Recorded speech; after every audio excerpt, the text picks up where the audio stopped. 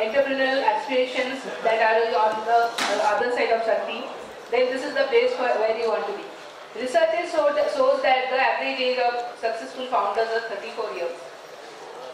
So, to chair the session, I welcome Professor Nandini Vaidyanathan.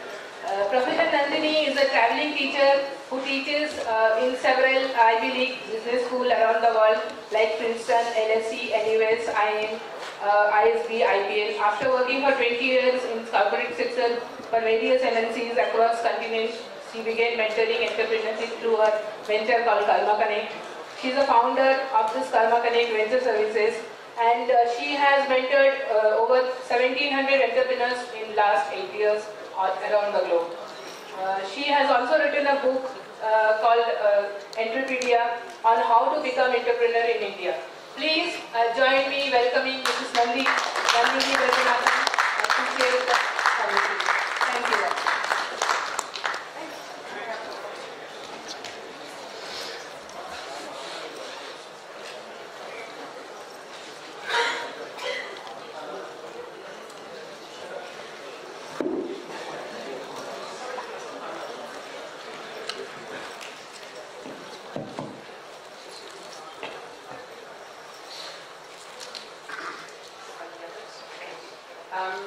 May I request Vinod of Lowkal, Amit and Rajiv to join me on the stage.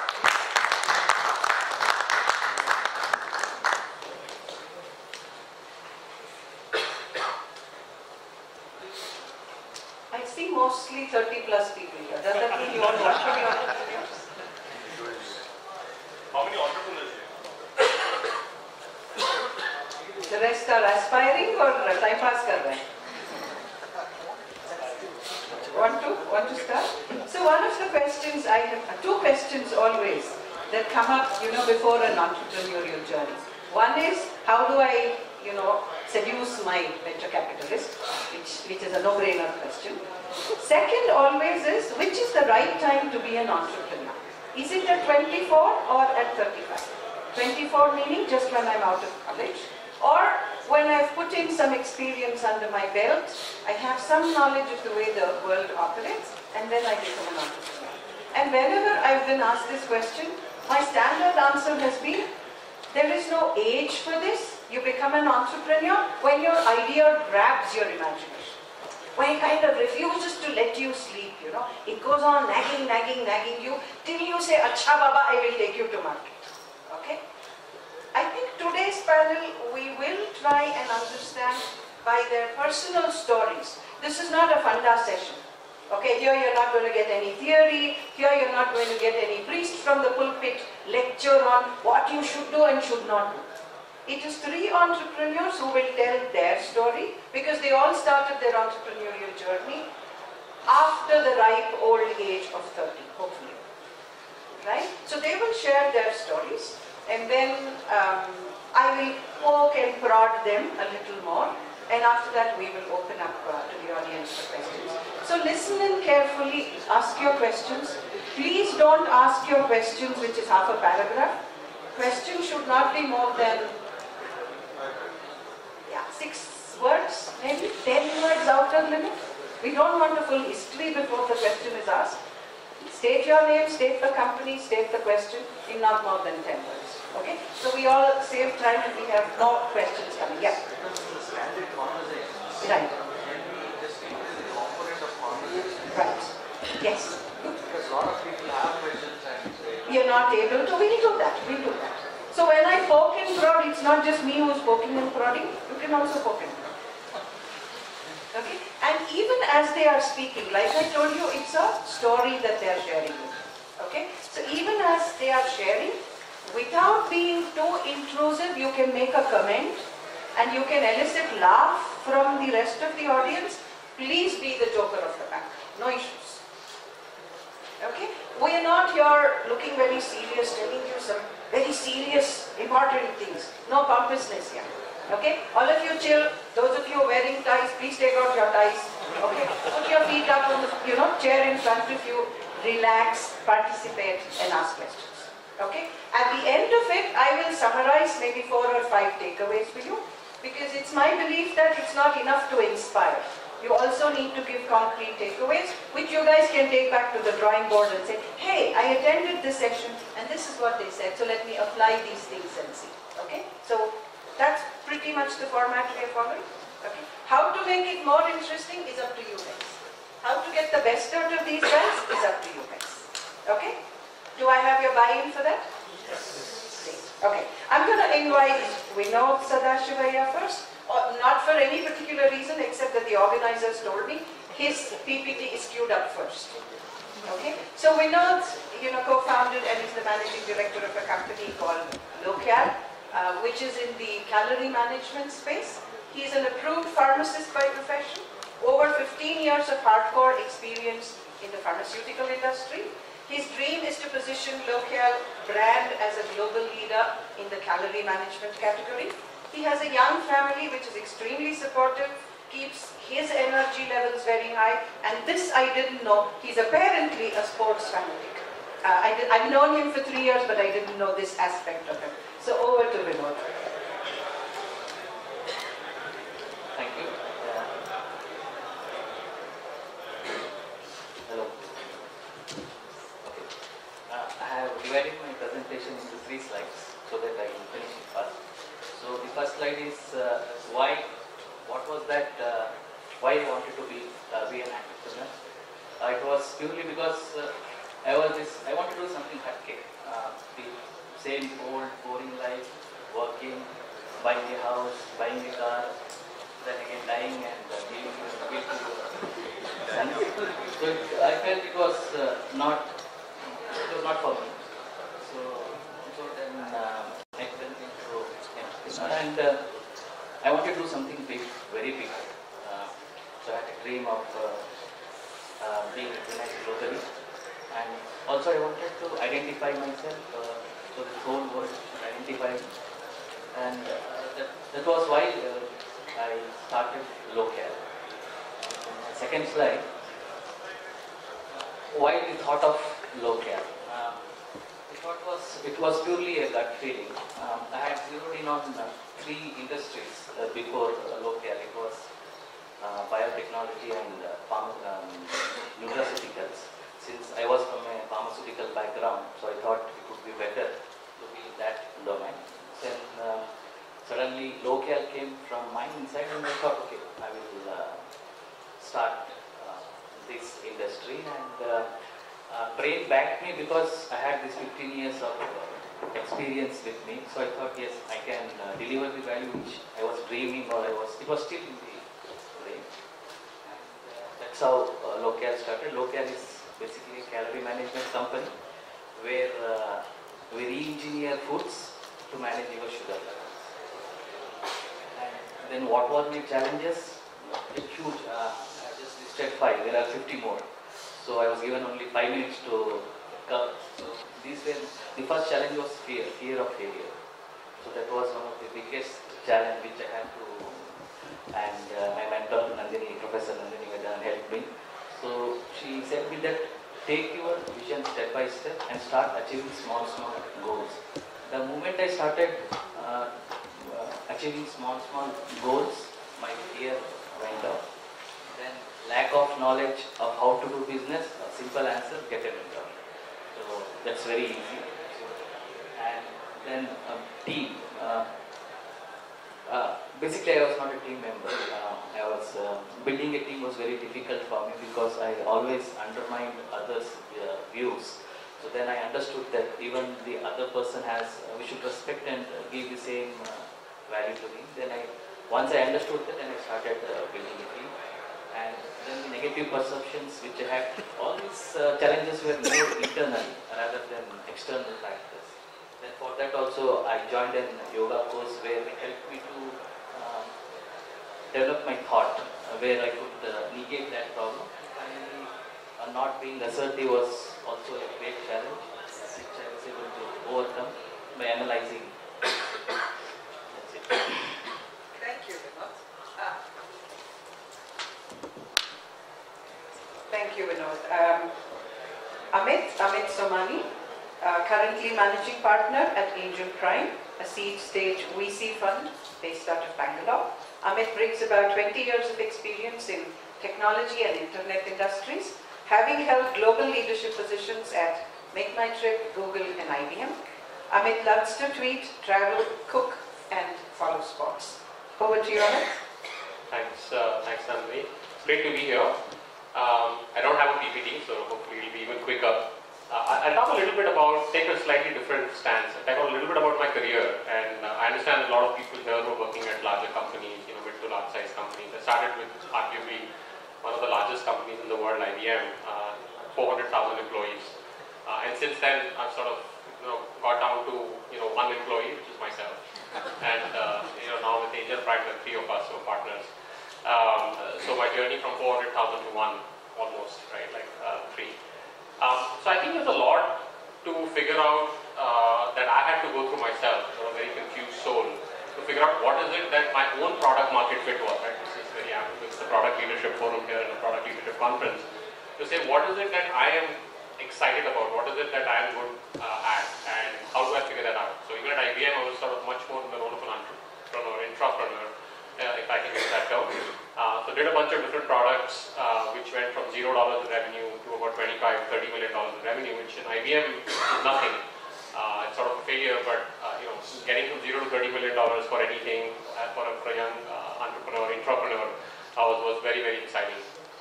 Similarly at Google, I did a bunch of stuff again from scratch. This time we had a little more luck. So one of our products from scratch again on the platform of Google in the ads space. We went from $0 in revenue to $800 million of revenue, right? And it was conceived in Bangalore, actually. I'm very proud to say. It was actually won the Founders Award, which has been given to things like Chrome and Android and so forth. Completely done here out of Old Madras Road. So that was very, very exciting as well. And it was still too big and too many people. Google had 20,000 employees at the time. Now they have 65,000. And even though we were a very small team of 12 people, but it didn't kind of have that feeling. Which is when I joined kind of Make My Trip. So I just kept wanting to be a little more in control of my destiny, be a little more in control of my own career, as it were. And at that time I met this gentleman by the name of Deep Kalra, who is the founder and CEO of Make My Trip. And I joined Make My Trip again. We went, had a lot of success there, went IPO and on NASDAQ and whatnot. The thing I want to share with you is, just like a startup has multiple phases, right? Which is, from 0 to 1, which is you have nothing, right? You have to build your product. Like Nandini said, does it grab you all the time? You need to build it. Are you ready to go build the prototype? Are you ready to go, sell it to a few people, get it out, launched on the consumer side, whatever? To the early, step up phase, right? So you've got the product, you've got something going, maybe you want to raise capital, you want to do something. And finally to the real kind of growth phase or the hyper growth phase, right? Where you really want to scale it up and take it to millions or tens of millions of consumers or thousands of businesses.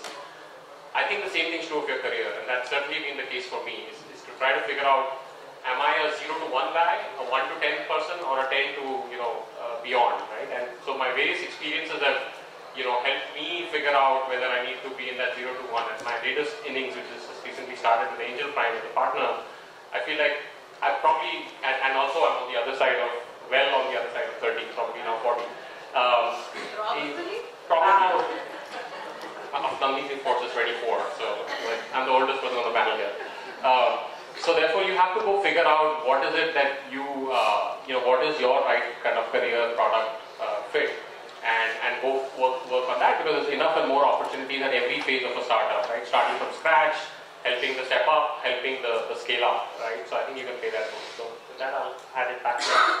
Thank you. Thank you. Rajiv Mukherjee. Rajiv is the co-founder of First 100 Sales, which is a platform that brings entrepreneurial ecosystem together to enable aspiring and early stage entrepreneurs to seed their business. Rajiv has 14 years of experience, having launched multiple products and setting up sales team for Hindalco, Metacopper and Usha Martin. Helped scale Purple Leaf, an education startup which exited to Pearson. Rajiv enjoys spending time with his 3-year-old kid, and the 3-year-old kid is important. I think he's trying to tell you how young he is, and is a sports and travel enthusiast. Over to Rajiv. Thanks, Nandini. Great to be here. So I had a great journey for the last 14 years. A lot of transitions. I started with Usha Mate. The cable that you see, I don't know if a lot of you will be the 2000 era. If you are in an elevator, you will feel a jerk. Now you don't feel a jerk. You can give little bit of credit to me. I was in the team which created this cable with Otis elevators. Then I moved to few startups. I worked with 2 startups in Mumbai. In the initial team, the motivation was very different. My boss was a lady from Germany, and I had to travel with her across the world. So that was the motivation to join the startup. If nothing, entrepreneurs are shamelessly honest. Then one more startup called Meta Copper. Again, so I was in both the startups. I was in the general manager position, so I enjoyed those titles at that time. Started a greenfield project, but then understood the real pain of a startup. It actually closed down. So Meta Copper closed down, and I felt that panic in my ground at that time. And I joined Aditya Birla Group, it's a large group, in Hindalco. In Hindalco, again, so all 14 years I have been a product leader or a product manager. I launched 2 products. Some of it you must be using the fresh wrap, the aluminum wrap that you use for wrapping food. Everlast roofing sheets. If anybody from Kerala, you will know about Everlast, the roofing sheets that is being used. So both were launched by me. It was a different journey. I remember I used to travel from Mumbai to Nasik in a flight and get down, and there was a car which used to come. So Mumbai to Nasik is 4 hours. I used to go to the airport 1.5 hours, go there, so it was 4 hours of flight travel, and the car travel was also same. But ultimately had a rule that you have to go by flight to Nasik. So that was the kind of life that I was leading. So I didn't want to lead that life. So I met Amit Bansal, who was the founder of Purple Leaf. There was a 1,000 square feet room where we started up Purple Leaf. And Purple Leaf, if you go to the next slide, maybe grew. So we just went through that whole journey of a startup. So that was the real learning for me, from idea to the feasibility loop to the viability loop, and then kind of going to a stage where you had some 45 crores of revenue with 3 offices, 500 team members, which was finally exited to Pearson. So that gave me a lot of insights about starting up. And as Amit said, I quickly learned that my skill lies in 0 to 100. I am a 0 to 100 guy. I cannot be above, I cannot manage things. So that's where spend a little bit of time in IPL, setting up the IPL's operations, a lot of programs that some of you guys might be going through. All the programs were started by me. And then I started first 100 sales. So the real journey from 0 to 100, how do you cross that journey from idea to 100 and get funded? So that's where I started first 100 sales almost 13 months back. Again, it was a first journey as an entrepreneur.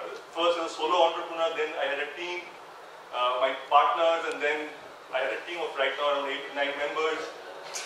That was a really different experience. I thought I have learned a lot. I have 3 startup background, I have gone through phases, I have exited, I know everything.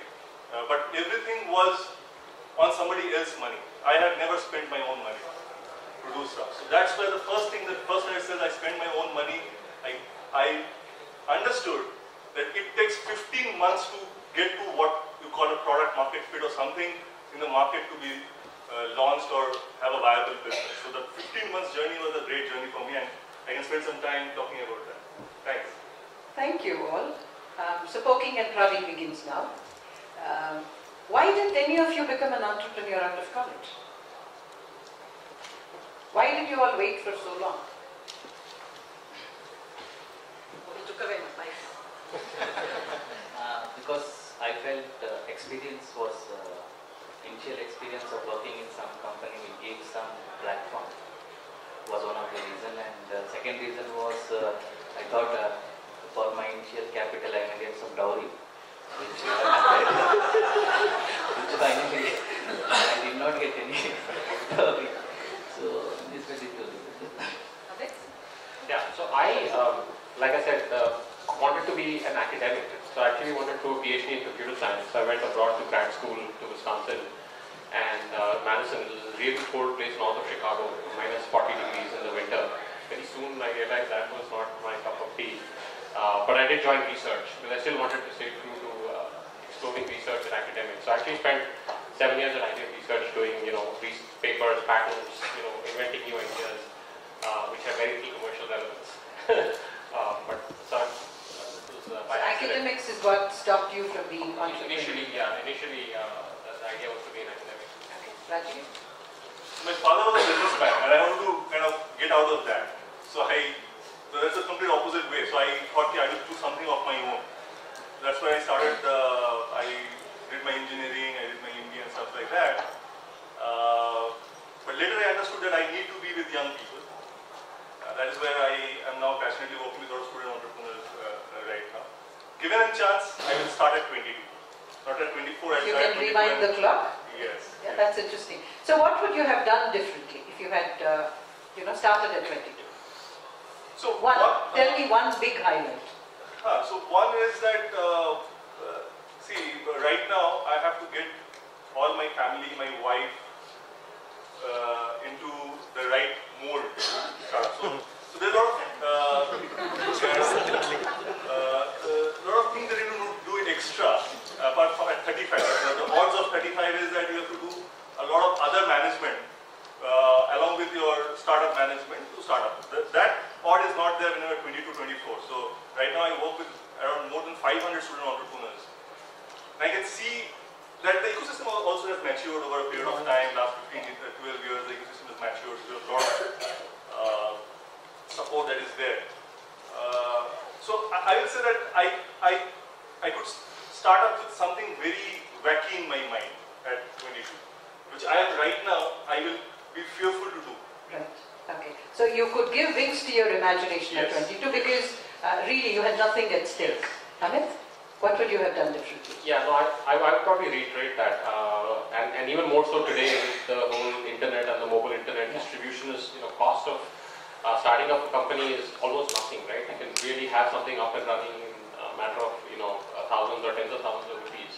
So just launch, right? Just get it out of the door, engage with customers, engage with, prospects, see what your idea is. So you wouldn't really wait to, learn on the job, right? In a sense, don't necessarily say, look, I need to go get experience before I go do this, right? If I was to do it from scratch. Vinod, what would you have? I feel age is not the criterion. It's the thought, how mature you are on the idea. So it may be 30, it may be 16, it may be 40. So with respect to Lowkal, what would you have done differently at 22 or 23? I would have been, my speed would have been increased further because right now the decisions what I take is very slow and it's a lot of checks are there. If I was in 20, I would have gone. So you wouldn't have been afraid of making a mistake. You wouldn't have been worried about what will my family say, what will my neighbor think of me. You wouldn't have been worried about all of that. That's interesting. So, with your respective ideas at this point in time, having started late, is there something that you think you could have done differently at this point in time? Better or? Whichever, better, worse, whatever. Yeah, I think I think the biggest challenge, when you're not a campus entrepreneur, let's say, is that I think in India, and it's largely in India, which is why we don't have too many entrepreneurs, our entire brand identity is with respect to our visiting card. Who we are is proudly associated with our visiting cards. Am I right? Yeah? We don't, I think earlier we said, I'm the son or daughter of so-and-so, wife of so-and-so. But today, in the absence of that, I think we are more prone to say, I work in an Oracle or an SAP. And even if I'm only a management trainee, when I give my visiting card, there is a sense of pride that the brand equity of my organization rubs off on me. Right? So, now when it is your own Angelprime or your own first 100 sales or your own Lowkal, where you're in the process of building a brand, what happens to your identity? If I give a card and say Angelprime, will people turn around and say, what do you do? Is that the fear? And therefore, are you not, although at this stage, you really, because you really shouldn't have too much at stake. You have the network, you have the knowledge, you have the skill, you have all of it. Is there something still holding you back, apart from the fear of failure? I can take that. Not really, right? I think you just have to, the rules are no different. And in fact, if anything in the last 5 years, entrepreneurship has become very, very glamorous, right, in the country, right? I mean, you can't read the Economic Times any day without it feeling like it's pouring money, right, from the heavens. And pouring glamour and pouring, spotlight and you go to Powai, IIT Powai, and, you just meet these 19-year-old kids who, like, never ever do a job, right? I may not even finish my degree now, that's the new thing. So somebody told me, just to reiterate, not being, he said, when he first came to me, he said, I've been ideating since I was 16. I said, you knew then you wanted to be an entrepreneur? He said, ma'am, not being an entrepreneur was not an option at all. So go on. No, so I think it's, I don't think there's anything kind of holding one back, right, in terms of, oh, I have to fear of this. If anything, you're actually more comfortable than ever, right? So it's the flip, right, that people would say, are you hungry enough, right? You've had a lot of success, you've done things, you've traveled the world, you've made money, you have the house and the car and everything else. Like, why slog now, right? Like, why don't you just do the corporate gig and, have that lovely, limo come and pick you up, right? And, why go pound the pavement, looking for great entrepreneurs to invest in Bangalore, right? Like, why do you want to, like, hustle and, like, do all that? So I think it's more it's more your, passion and your hunger and your drive to say, look, I still want to change the world in a different way, and therefore I want to do this. It's not, the motivating factor is not money, right? The motivating factor is not some career accomplishment. The motivating factor is certainly not the business card, right? Actually, just for the conference, I remember to pull out a few, but like most conferences, I don't actually have a business card. Like, this is what I do. If it doesn't matter to you, then I don't really care.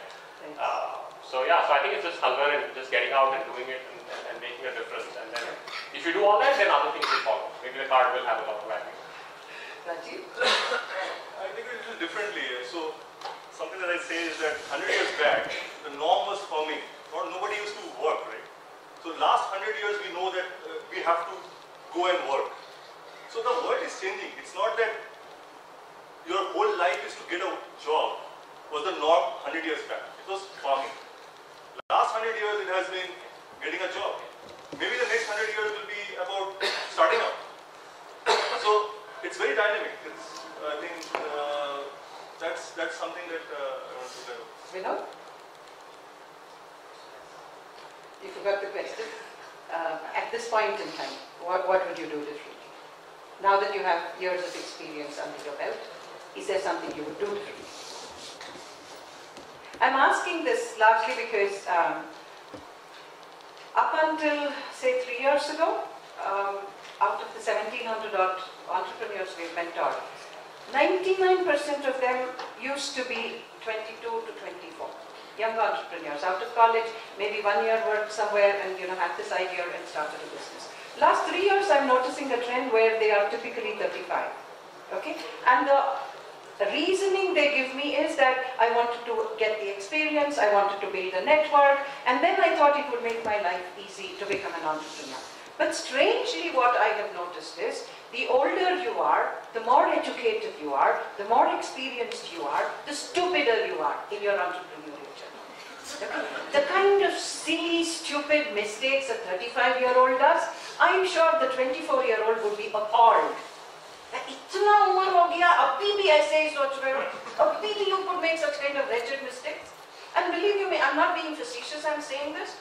When a 35-year-old comes to me, I know it's going to be a long haul. एक तो stubbornness है. Like they're already bloody entrenched कि ऐसे ही करना है. अब मेरे को सब कुछ पता. Everybody else doesn't know. At 24, I think you're more open, much easier to tell you what is right, what is not right. Much easier to get you to go to market successfully than at these ages. At least that's been my experience. So, you guys? I have a question on the same thing. So now that you have spent so much of time and they have done these startups, taking some time. according to all of you, what plays, what takes big importance? Is it capital? You have to have capital to start up, or real passion? I think I'm fine. Loud enough. Before I hand over, I just answer this. Capital is a no-brainer. You don't need capital to ideate or to go to market because no one's going to find you at that stage. Number two, passion. I think passion is overrated in the context of entrepreneurship. I don't know why there is an association that entrepreneurs become entrepreneurs because they are passionate. The way I look at it, to live life, sweetheart, you have to be passionate. Why only entrepreneurial journey? So over to the family. What do you need there? Yeah. So you have to take the first step. Whatever that first step is, you have to break it down, right? So again, I come more from a technology, internet, mobile kind of background. Build something. Don't talk about it. Don't figure out market opportunity. Blah blah blah. Like go build something. Talk to 10 customers. Give it to 5. See what happens, right? Like that's and again, I don't know what your background is, but if you're an engineer, it's easy. If you're a product person, or if you can't convince an engineer to work with you for free to try something that could make the difference in the life of 10 people, then you should worry about it. That's not necessarily like Nandini said, going to go get you funded. But if at the Angelprime, we focus on seed stage investments, right? If somebody comes to us with a PowerPoint and that's all, and they don't get to the demo in the first 5 minutes, probably don't want to work with them, right? So get to whatever be the first step, right? Not necessarily just kind of thinking about the whole universe and the. For me, it was the clarity of vision. I think the moment you got the clarity of what you want to do and why, I think you should start. You should not think about funding, scheming, all your charts and other things. Just go and start. But at 35, Yeah. just because you want to start up your wife's shopping list doesn't take place. How do you actually manage it? I think it's tougher to start at 35 than at 20, definitely. No, I don't feel because I think for me till date my wife is the greatest support because if you are building something which is big and if you can make her realize that that is what you love, because since she's your wife, your love is her love. Let me answer this way. Yes, it's an issue. How do I manage my family? But let me put it to you the other way. If you can't even manage your family, if you can't even get your family who knows you inside out to buy into your vision, how will you get a customer? Yeah, I will second that. I think not only customer, you're going to hire your team also. So the first thing that you have to hire is your wife. Right? So you have to get it on board. I'm not just talking about a person or people. So basically you are used to a setup basically, not even people individuals. You're as a lifestyle. So you have to redo all that. Yeah. A 20-year-old can sleep under a roof. Yeah, I can take that. So two things. One, if you're not risk bent, it is very difficult. I have lost a lot of money. A lot of people don't make the jump because they think that if I reach this, I need 3 crores, I need 50 lakhs, I need 70 lakhs. Once I have that in my bank, I'll start. That's the journey that they keep on having, the financial journey, that I will go to that 50 lakhs, 70 lakhs, I'll start. Yes, you need at least 12 to 13 months of bank balance. That's definitely required. But you also need to have insecurity to be successful. If you are not insecure, you will not be successful. So that is my... I was 48 when I became, 46 when I became an entrepreneur. I spent 20 years in agencies and in very senior positions. So when I came back to India and decided to mentor entrepreneurs and teach entrepreneurship, when I went to IIM, they invited me to teach entrepreneurship. And in passing, I asked, how much do you pay for offering the course? And they said, 30-hour course, 60,000 bucks. 30-hour course is distributed over 2 months, so which means 30,000 a month. I came back and I told my father, when I started my bloody career, I was getting 30,000 bucks. What rubbish is this? At 46, why do I need to do this? And my father very sweetly said, when you started your career, you were doing it, you were earning for a lifestyle. Today you're doing it because you're driven by it. Right? So I think one of the first decisions, therefore, that I took was to give away all my credit cards, give back all my credit cards. Logic, I no longer earn that kind of money. Has the transition been difficult? In one sense, in a personal sense, yes, I don't have that power anymore, right? But in another sense, what I learned in these 8 years as an entrepreneur, I think I learned over 20 years as an employee. So is there a trade-off? Beautiful trade-off. And I think that's the correct way of looking at it. Vinod? Questions? Do you want, okay, very often it's like Zail Singh said, i.e. the Zail Singh declared the Asian village open. One question, one last one. We have time only for one question? No, that can't be. Two questions. Quick, if you ask brief questions. I'll shout it out. This Okay. is my nothing on high. Hi. Manish, Vinod, Amit, Rajiv, I've been sending a lot of mails to you. So I'm just putting a face to that voice which used to talk to you. So, my question is, there was one day I was having this candid conversation with one of my cousins, and we both are on the entrepreneurial track in our life. So he, over a mug of beer, he said that, see, irrespective of whether we succeed or not, irrespective of whether we succeed or not, we'll have stories to tell to our kids. And I responded back to him saying that if we don't succeed, our kids are not going to sit there and listen to what crap old guy is telling them. So how do you come over this dilemma, and what are the key action items which we can tell people that if you are taking a leap at this age, right, figure out these things. If you want to succeed, don't take a blind leap of faith. At least do some groundwork, prepare yourself, and then jump in. Do the panel want to take this? So one, you can go to IPL and percentage sales. But seriously, I think too much thought, you will get paralyzed. I think you have to start up. As Amit said, that not start up with a PPT and Excel sheet, but start up with a real prototype or something. It's very important. That not only gives your skill set, but your confidence. It gives the confidence back to the investors or the mentors that you are committed to something. So, yeah, I would say, and I think it goes back to one of the financial questions that was asked earlier. Make sure the food and shelter issues are sorted, right? And this is not the luxury car and the business class ticket to Bangkok, but like your kids' education fees or whatever. That is really important, especially I'm assuming it's in the context of being in the 30s or late 30s, because that, if it keeps nagging you and it's always going to bother you, it will make you take suboptimal decisions. So, save away for a rainy day. I mean, I would ideally say at least 18 months of expenses you should have to be able to put aside for your normal, modest kind of lifestyle, right? And if you don't have that, then it will always bother you. Vinod? I would say you just execute.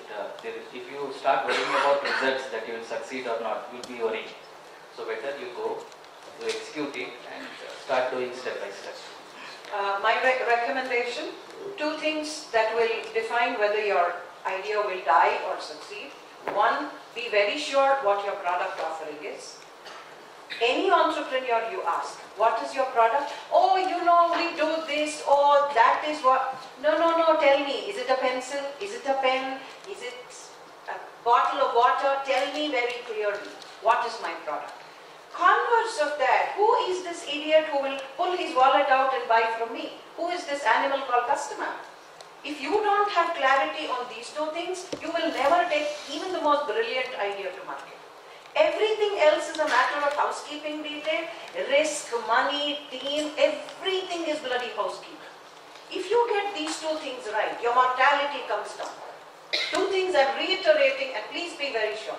Don't say things like everybody is my customer. What, 6.4 billion is your customer? Starting point, who is not my customer? First define, this creature will never buy from me. Then say, who is going to buy from me? Number three, most important, don't think your customer is king. That is all old Kotler. Customer by and large is an idiot. If you remember what Henry Ford said, if I had asked the customer what he wanted, he would have said he wanted a horse-drawn carriage. T9 would never have happened, right? Don't assume your customer is going to drive your business, not at all. Your customer at the end of the day only knows to consume what you put in front of him if you communicate correctly what it is that you put in front of him. So the onus is on you to develop a product which a customer never even knew he wanted. Those three things will define, and that is the preparation, intense preparation, 6 months prior to going to market, that you guys need to do. Okay? Other things are totally housekeeping matters. Okay? We're outside. Anybody has any other question? Yeah, my name is Satish. Quick question. Yes. From the idea stage to the cash stage, it takes, probably now, any startup will take 3 to 5 years, I believe, right? But in the India market, the ecosystems which we have around, and the social system around, has a lot of push. Telling me, say, if you do that, this will happen, if you do that. There are a lot of people watching me as well, a lot of people watching us. What are your piece of advice to overcome those things? Sorry, I'll quickly wrap this up. Earlier, everywhere by and large in all ecosystems, you said you can look at raising money from the 3 Fs, right? Friends, family and fools. Fools not because they are fools, but because they know you and they think you're a good kid and they can invest in you. In India, in today's context, I think the 3 Fs translate to friends, family and father-in-law. Get a nice one. Thank you, panelists, Amit, Rajiv and Vinod. We're outside. Anybody wants to ask anything? And we are Thank you. thanks to Amit Somani. Thanks a lot for coming here. Next, Vinod Sadashivaiah. Thanks a lot, Vinod. You can tell me your story. Next, Rajiv Mukherjee. Thanks a lot for coming here. Thank you, guys. One last thing. The best question will get a prize. The question, any of you can do. No, I'm not doing one.